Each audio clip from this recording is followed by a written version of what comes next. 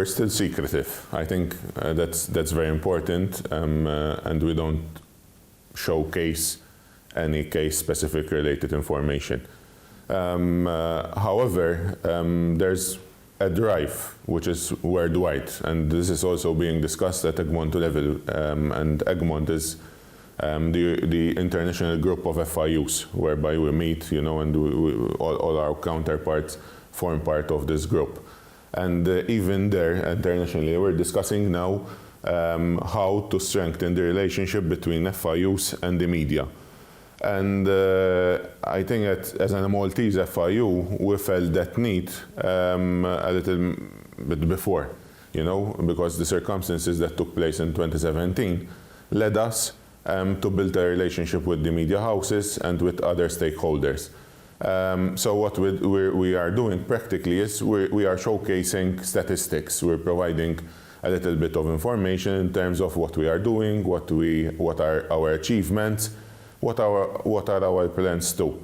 And I think this was all triggered because there was much of misconception about what is the role of the FIU and what are the roles and responsibilities in general, because some people thought we are both the FIU, we are the police, we are the prosecutors, and also sometimes we are also the judges. So we had to reach out, we had to provide some information, we had to provide what our roles and responsibilities are, just for the sake of clarity, and also to provide all the stakeholders with some information on what the results on the ground being achieved by the FIU are practically. I think with regards to Manival, FAT, FIMF, etc.,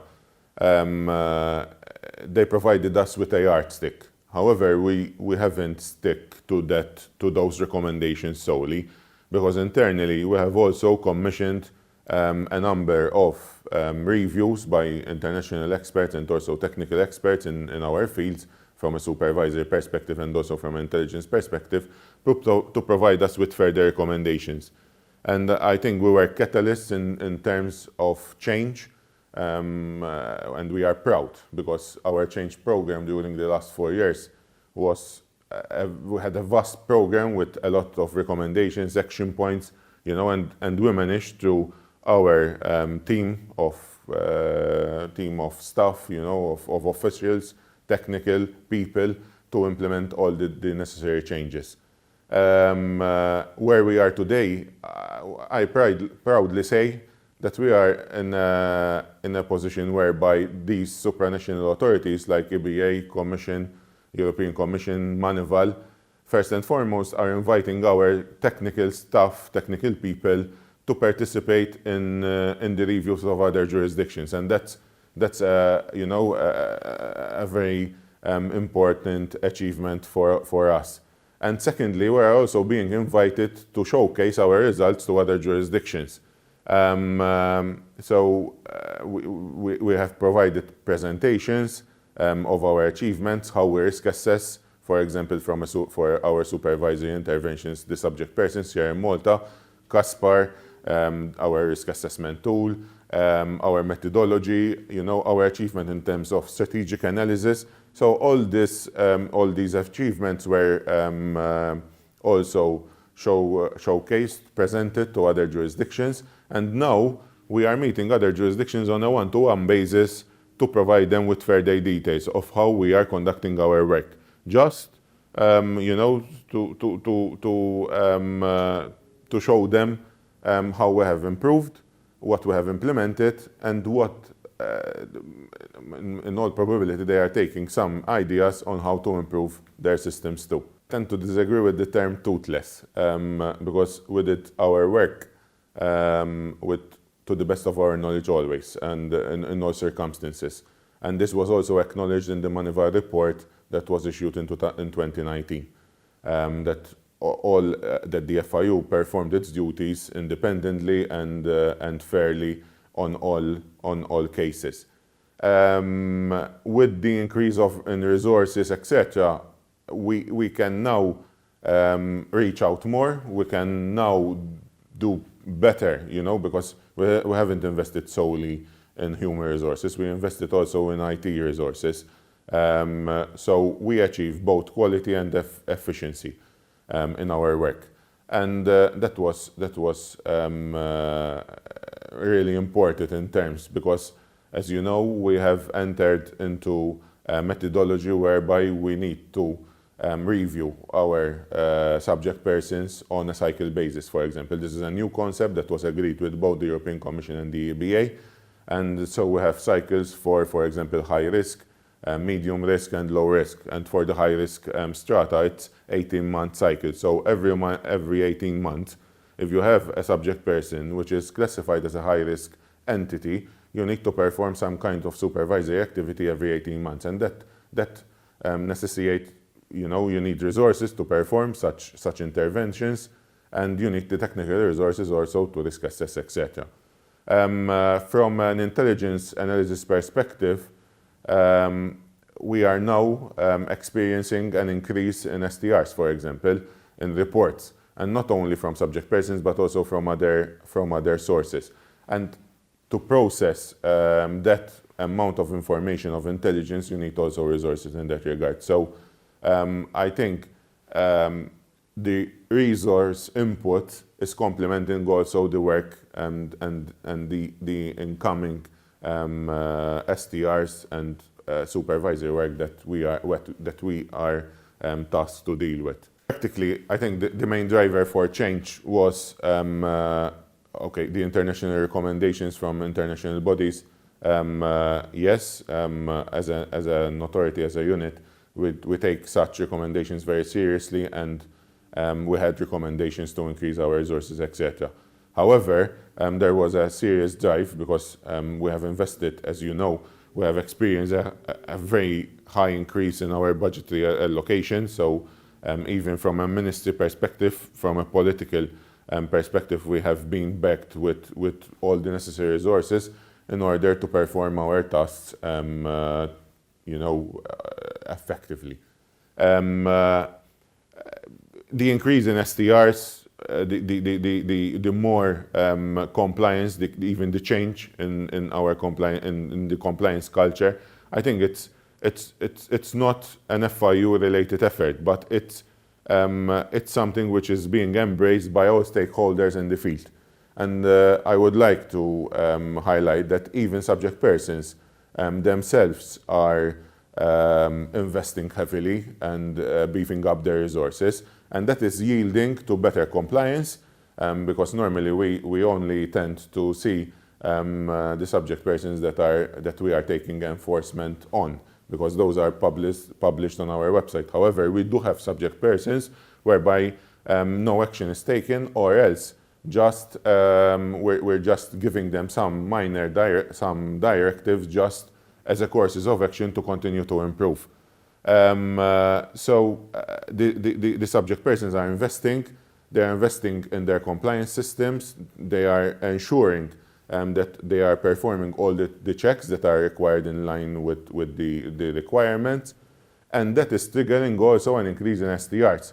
So the more checks that are being carried out by the institutions out there, the more the reporting is increasing. And we have experienced an increase in reporting throughout all sectors. It's not the increase is not just there were major increase in some sectors. However, we are experiencing increase in reporting in all sectors, being financial, the NFBPs, and also the gaming sector.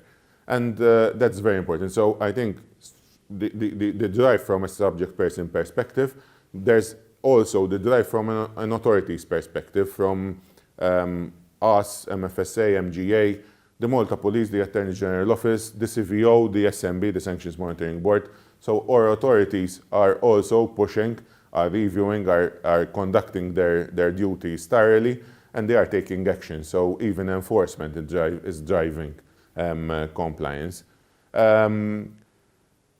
Coupled with the subject person and also from the authorities working in this field, there are also other stakeholders, because there was a huge drive even from, for example, the media, and also at an international level. The money laundering and financing of terrorism is taking, it's an important topic that is being discussed all around the globe.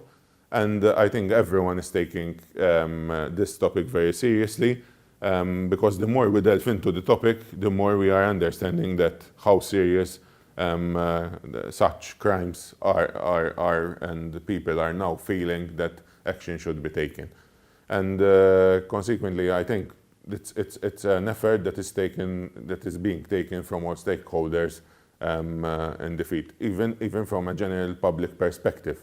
We are seeing people who are more aware about the obligations, about money laundering, about the FIAU. So whilst if you asked what is the are you aware of the FIAU 6 years ago, most probably not a lot of people would question what is the FIAU. In today's world, if you ask in Malta especially, if you ask the term FIAU, I think everyone knows what's the FIAU and what the FIAU is doing. I think some of the comments, we received an array of comments from different sources and from different authorities. So some of the comments were fair, as usual, and yes, we have taken such comments, we have actioned such recommendations. So any comments, recommendations coming from institutions like Manuval, like EBA, Commission Services, and other bodies, even NGOs, etc. Some of the criticism was fair. We weren't perfect, and we are not perfect still today. But I think the change that we made in the past few years is visible now, and people can really appreciate that the FIAU of 2021 is not the FIAU of 2015. So I think some of the comments were fair. There were other comments, especially when the FIAU became part of the political agenda, which I think it's not the fora that we should be in. We're independent. We work, on the cases that we have received. So there's a complete, fair, and impartial process. And I think, okay, there were unfair comments, and I do hope that people really understood today, as at 2021, that the FIAU has always performed its duties with responsibility and has taken action wherever there was any suspicion of money laundering. And any action of suspicion of money laundering, that means that we're sending a report to the police for further investigation. And now we are seeing also results from police and from the Attorney General's office end. So it's a chain which is working now, which is collaborating more, coordinating more, and we're seeing the results. So we are being now effectively on the ground. So I think money laundering cannot be dealt with one authority. It should be all authorities that are coordinating, cooperating fully to the fullest extent, and taking action where it is deemed necessary. We're now conducting our work in a more effective way than before.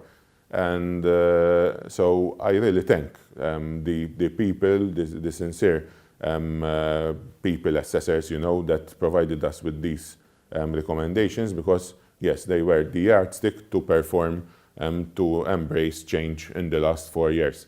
Notwithstanding that internally, we have also invested to instill a change culture. So even our teams, we provided our teams with the necessary skills in terms of leadership, in terms of authenticity.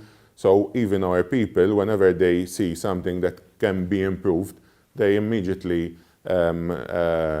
pass the message to their heads, and an action plan is drawn and action is taken accordingly. Notwithstanding, we have also set up a policy, strategy, and QA team.